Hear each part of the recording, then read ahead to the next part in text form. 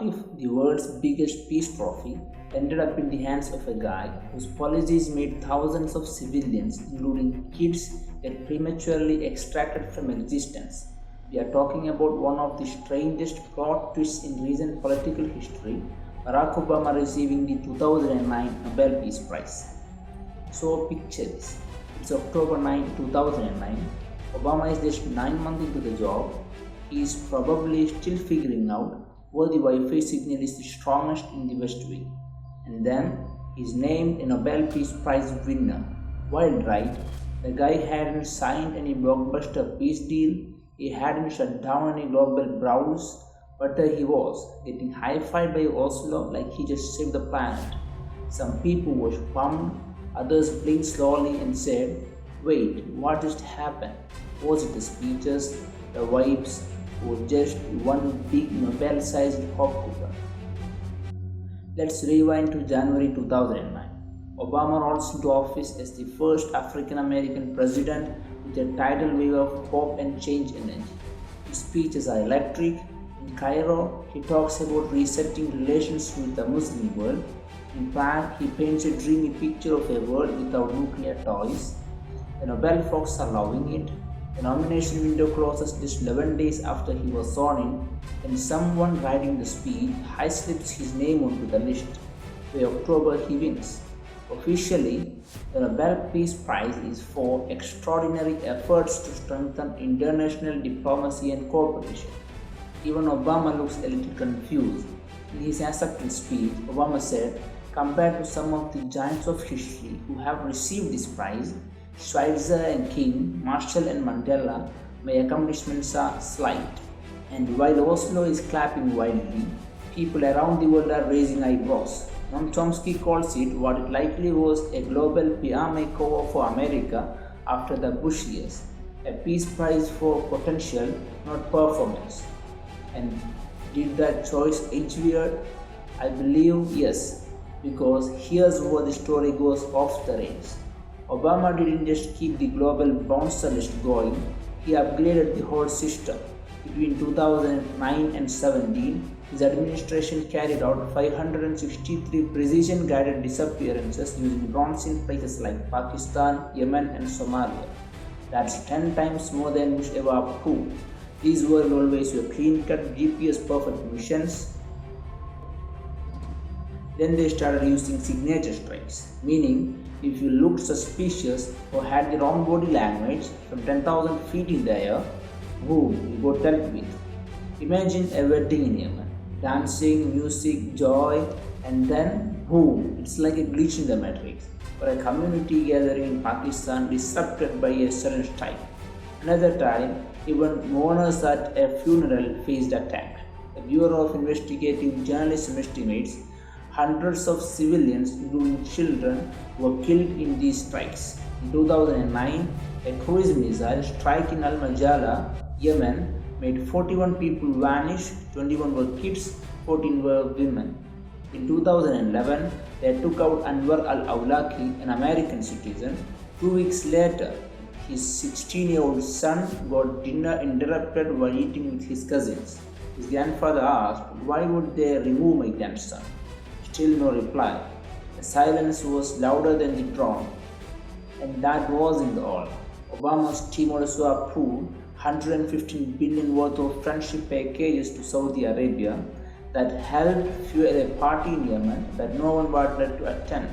One where the snacks were missing, but the airstrikes were on time. The UN reported that in just 1 year, 510 children were permanently extracted from their futures, courtesy of US-made aerial presence dropped on markets, clinics, and classrooms.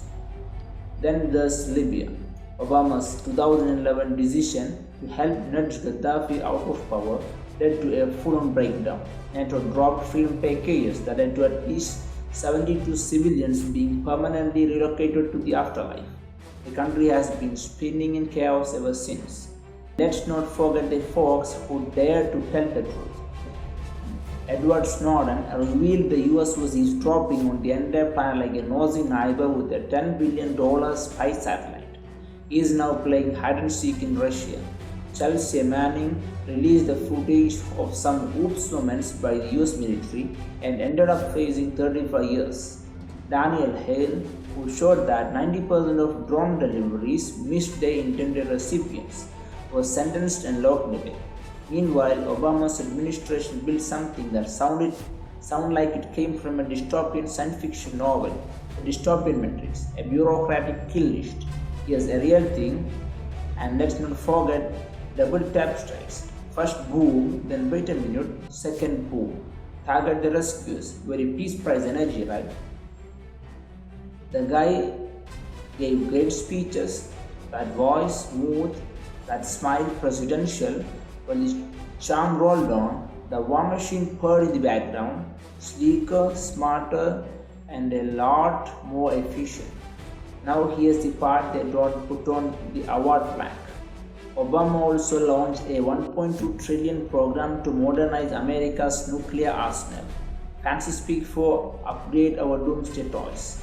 This project included shiny new warheads, stealthier delivery systems, and next-generation missiles that could turn entire countries into abstract art.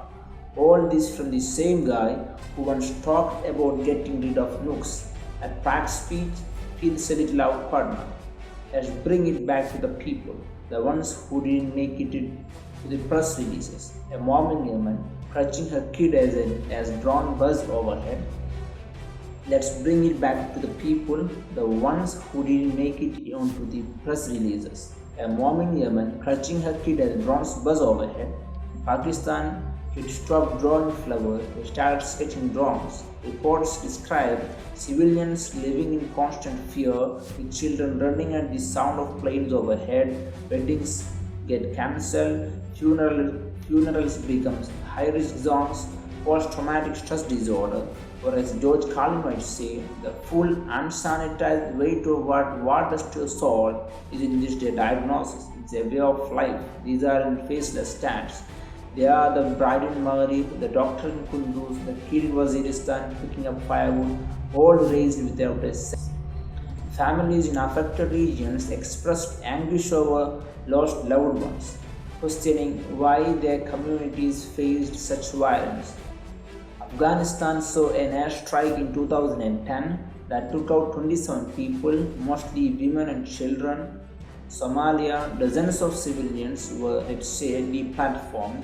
In Gaza, Obama's $38 billion in arms deals helped fuel 2014's Operation Protective Edge, which made over 2,000 Palestinians disappear, including 551 of them kids. Add to that, millions displaced across Syria. Somalia, and other regions amid conflicts exacerbated by global intervention. These are not just numbers, they are broken homes, lost futures, and dreams that never got to grow up. By the time Obama left office in 2017, the facts spoke louder than any global lecture.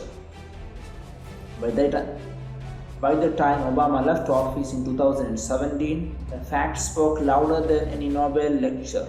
The guy who got the Peace Prize had expanded US military activity to 147 countries, made drone strikes a default policy, and turned whistleblowers into fugitives. His administration dropped 26,171 freedom packages in 2016 alone. That's one every 20 minutes. The Nobel Committee's feel-good gamble turned into a symbol of how idealism and reality can crash like two satellites mid-orbit. But this story isn't just about Obama. It's about the polished fairy tales we are sold. It's about how easy it is to fall for eloquent speeches where entire villages are turned to sand art in the background. It's about the cost of ignoring the silence that follows a drone strike, the people who never go to tell their story.